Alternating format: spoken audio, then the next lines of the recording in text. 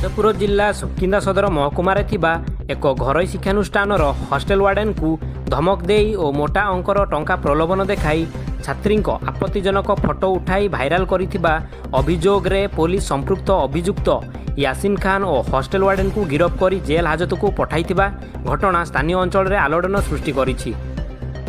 सूचना मुताबक सुकिंदा ब्लॉक रोड्रे थिबा एक घरोई शिक्षानुष्ठान एसटी जाभियर स्कूल मुख्य यासिन खान कॉलेज रोड्रे थिबा एक घरोई कोचिंग सेंटर ई बुक इंस्टीट्यूट रो छात्री निवास महिला कर्मचारी अनिता को विभिन्न प्रलोभन और भय देखाई छात्री निवास रे रहुथिबा छात्रींको विभिन्न आपत्तिजनक फोटो उत्तोलन करी पठाइबाकू बाध्य करिथिबा अनिता गत मंगलवार दिन सुकिंदा पुलिस निकटरे लिखित अभियोग करथिले। ଏହି ଘଟଣାରେ पुलिस एक मामला रुजु करी घटनार तदंत करिबा परे मुख्य अभियुक्त कुहाଯାଉଥିବା यासिन खान फोटो उत्तोलन करिथिबा हॉस्टेल वार्डन अनिता महांतଙ୍କୁ गिरफ करी कोर्ट चालाण करिछि। कोर्ट रे जामिन आवेदन खारज होई जिबारु उभयଙ୍କୁ जेल हाजतକୁ पठा जाइथिबा जणा पड़िछि। घटना को नहीं स्थानीय अंचल रे उत्तेजना प्रकाश पाइछि। तेबे गुरुत्वपूर्ण कथा हैला शिक्षानुष्ठान चलाइबा और हॉस्टेल करी छात्र छात्री माननकु रखिया पई एमानक पाखरे सरकारी स्वीकृति नथिबा जणा पड़िछि। ଏହି ଘଟଣାକୁ ନେଇ ସୁକିନ୍ଦା ସଚେତନ ନାଗରିକ ମଞ୍ଚ ପକ୍ଷରୁ ସୁକିନ୍ଦା ପୋଲିସ ଜିଲ୍ଲା ଆରକ୍ଷୀ ଅଧୀକ୍ଷକ ବ୍ଲକ ଶିକ୍ଷାଧିକାରୀ ଓ ମହିଳା ଶିଶୁ ବିକାଶ ଅଧିକାରିଣୀଙ୍କ ନିକଟରେ ଲିଖିତ ଅଭିଯୋଗ କରିବା ସହ ଦୃଢ଼ କାର୍ଯ୍ୟାନୁଷ୍ଠାନ ଗ୍ରହଣ କରିବାକୁ ଦାବି କରିଛନ୍ତି। ମୋ ନାଁ ହେଉଛି ଶ୍ରୀଯୁକ୍ତ ପ୍ରଦୀପ୍ତ କୁମାର ସାହୁ, ଗ୍ରାମ କନିପାଳ, ଜିଲ୍ଲା ଢେଙ୍କାନାଳ, ଥାନା ଭୁବନ। ମୁଁ ସୁକିନ୍ଦା ସ୍ଥିତ ଇ ବୁକ୍ସ ଇନଷ୍ଟିଚ୍ୟୁଟର ଓନର।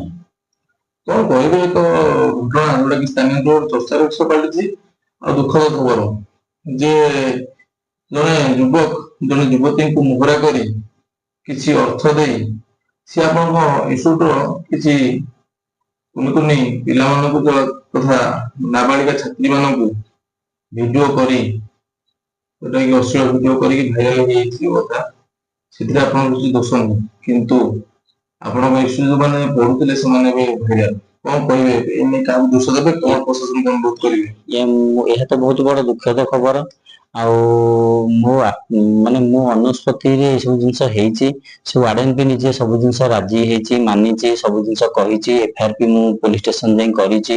आपण माने जानथि मु एफआईआर जाई एफआईआर कॉपी भी मो पाखे अछि एबे एफआईआर कॉपी करि के आसी साची मु विस्तृत जणांतु प्रथम कोन हेतिला घटना हेतिला से वार्डन आसी हम पाखे रहिबो बोली कहितिला मु सेते प्रथम जे जियो भी भरला बुझिया से आसिकी आम पाखे ता बापा माँ आसिक मते कहले जे आ देखंतु सारे हम झेटा एंटु आडे आगु काम करथिला से काम करि पारे पूर्वरु काम करथिला कहला जे आ मु अलगा गोटे इंस्टीट्यूशन रे काम करथिली बेली स्टार एक्सेस बेली इंस्टीट्यूशन काम करथिली मास 2 मास हला मु छाडी देछि। मु ठीक अछि छाडी देछु ताकू सब ए टू जेड बुझा वाला जे तू केमति कोन करिवो वार्डन हिसाब रे कोन काम करिवो ता आधार कार्ड देखिली जे ताकू 19 वर्ष हे साछि सेति पई ताकू वार्डन हिसाब रखिया पई मु चिंता कली ताकू सब जिंस कहैतिला जे भितर को मोबाइल अलाउ नहीं हमर हॉस्टल भितर भी मोबाइल अलाउ नथिला सर छोटो सीओजी फोन रे हम से माने कथा जेहेतु वार्डन अछंदी से माने मोबाइल नथिला मु जानिबे केमति सब कथा तो सेति पई छोटो फोन धरुथिले से माने किंतु ता कहवा मुताबक जे आसिन बेली जने व्यक्ति से आसिन ना कौन ना से ताकू मोहरा बनै भाया मीडिया करी ताकू सब जिंस कही फसई ताकू मोबाइल दे आमर छोट छोट कुनिकर फोटो किछि भाइराल करिकिना से पुणी नहीं से आसिन को दे देथिले फोटो से आसिन ताकू एडिटिंग करी किछि पिलांकर फोटो सब एडिटिंग करी तापरे से भाइराल करिसंती एने आपण थाना रे अभियोग करछि एथिने थाना रे अभियोग करिछि आ इथि तार भी से झियो जे अनिता महांत से सब किछि स्वीकार करिछि सेठी सान के सामना रे आ इथि एफआईआर कॉपी भी मते सारे दे दैछंती।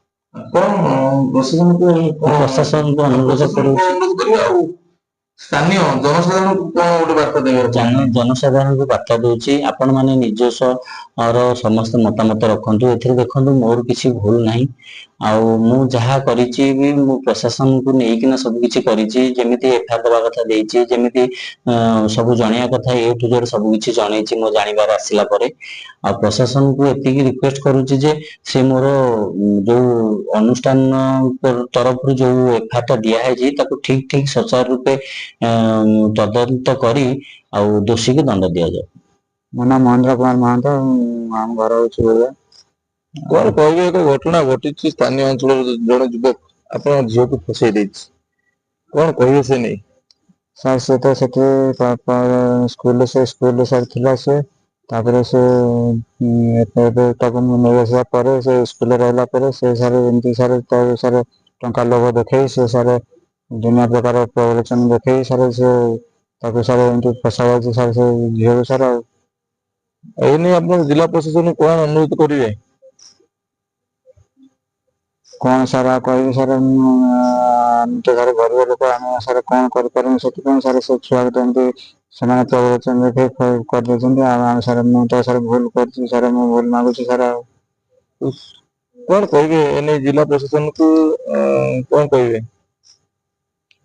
ସେ ସାର୍ ତ ମତେ ଫସେଇ ଦେଇଛନ୍ତି ସାର୍ ସେମିତି କହିକି।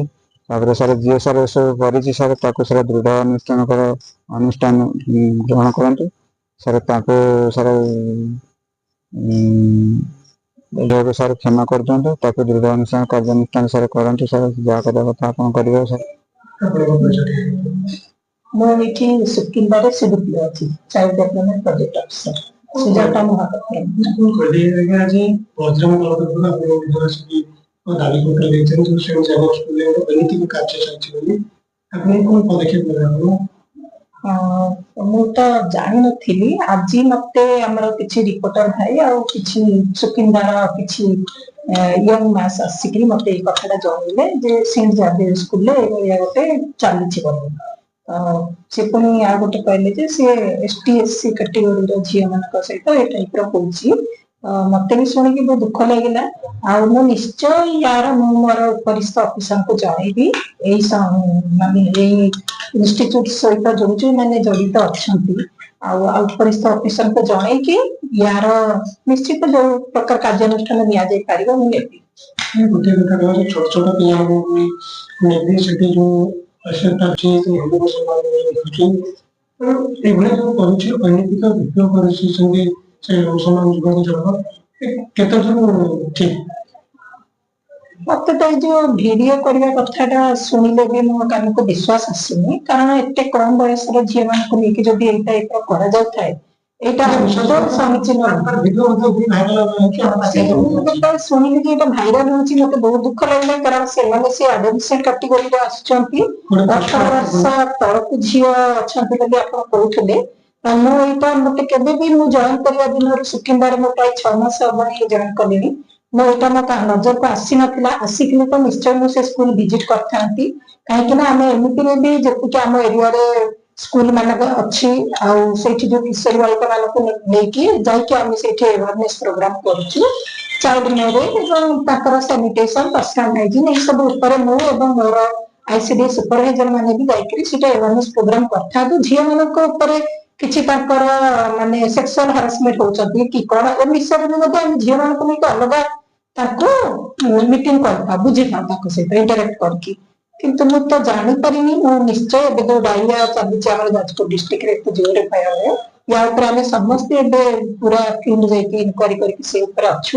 ଆଉ ମତେ ଏଇଟା ଆଜି ଆପଣ ମାନେ ଜଣେଇଲେ ମୁଁ ଜାଣିଲି, ଆଉ ନିଶ୍ଚୟ ମୋର ଉପରିସ୍ଥ ଅଫିସରକୁ ଏଗୁଡାକ ଯାହା ଆପଣ ଜଣେଇଛନ୍ତି ଗୋଟେ ଦେଇଛ 3 ଲକ୍ଷ ଏଇ ଲେଟରଟି ମୁଁ ଆମର ଉପରିସ୍ଥ ଅଫିସରକୁ ଜଣେଇକି ଯାହା ଆକ୍ସନ ନିଆଯିବା କଥା ନିଶ୍ଚୟ ନିଆଯିବ। ଯାଜପୁର ଜିଲ୍ଲା ପ୍ରତିନିଧି ସୁନୀଲ ମହାନ୍ତଙ୍କ ରିପୋର୍ଟ, G9 ଓଡ଼ିଆ।